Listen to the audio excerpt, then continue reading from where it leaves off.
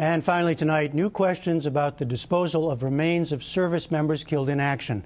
The Pentagon responded today to a Washington Post report that incinerated partial remains of 274 troops had been taken from Dover Air Force Base in Delaware and disposed of in a landfill in Virginia. This afternoon, the Air Force said that the practice was stopped 3 years ago.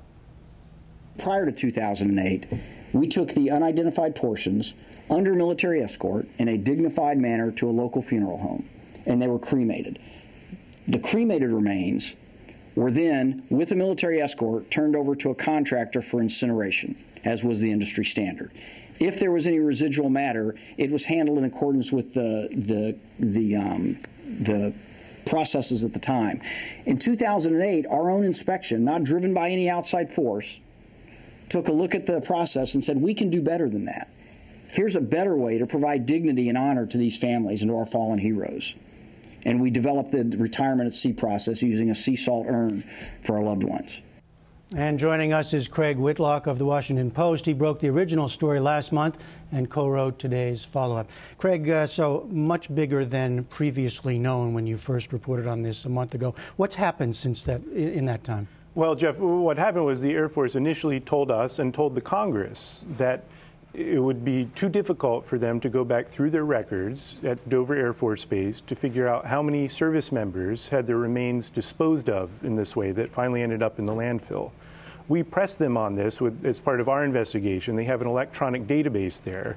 And after we pressed them for this information, they finally did come up with these figures just a couple of days ago that spelled out over a 4-year period that there were 274 troops whose remains, part of their remains, ended up in the landfill. Now, a 4-year period. We know when it ended. Do we know when it actually began? No, we don't. And the Air Force says they don't know either, Jeff. And they said at this point, they don't have plans to go back and try and find out. They say their current records date to late 2003.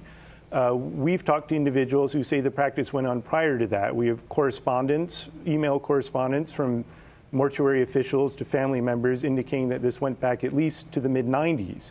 It's possible, and people in Congress are asking if this went back even further to prior conflicts of the first Gulf War or even Vietnam, and we just don't know. Now, you were at the briefing where we heard General Jones just now. Fill in a little bit about their explanation of how or why this practice was undertaken. Another very good question, and I think one that the Air Force has labored to give a clear answer for. They would first take these remains. These are ones that were either unidentified, that they couldn't figure out who they belonged to from catastrophic accidents in the war zone, or there were ones that belonged to individuals whose family members had said, look, if you find any additional remains, we want you to dispose of them appropriately. They didn't know, of course, what in fact happened, which was the Air Force would first cremate them, which is acceptable. And then after that, for reasons they can't really explain, they mixed them in with medical waste from the mortuary, took them to an incinerator in Baltimore, and then took their leftovers to the landfill. And they've had a hard time saying why they did this. They said it was industry practice, standard industry practice, but we found talking to funeral home operators and people in that industry that that's not the case. They're appalled by this. And they said that family members had said they didn't want to be notified if more remains were found, but you found that that wasn't the case in all cases. Well, that's right. They've said they aren't going to go back and notify these families of these 274 troops what in fact happened. And the reason is they say these family members, their wishes were they didn't want to know if there were additional remains found. But as you said, we've interviewed a woman, Gary Lynn Smith from New Jersey, who's a war widow of a soldier who was killed in Iraq. And she spent 4 years trying to find out what had happened. Now, what General Jones said that the military has a new practice in 2008 at sea. That's right. Since then, they've been holding the ashes to retire them at sea. They started that this year.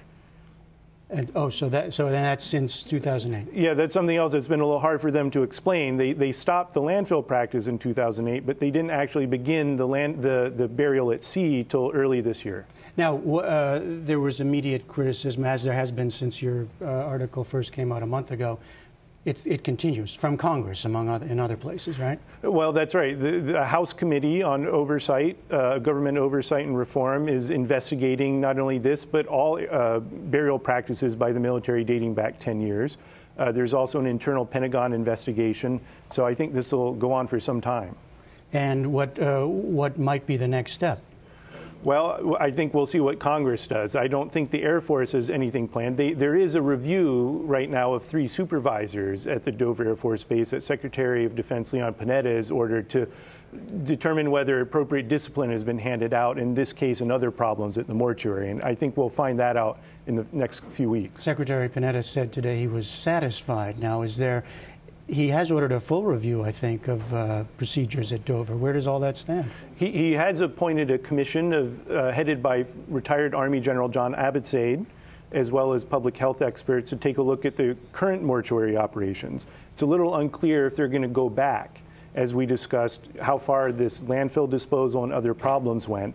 It's a little unclear if that's going to be the scope or they're just going to check how things work now. All right. Craig Whitlock of the Washington Post. Thanks so much. You're welcome.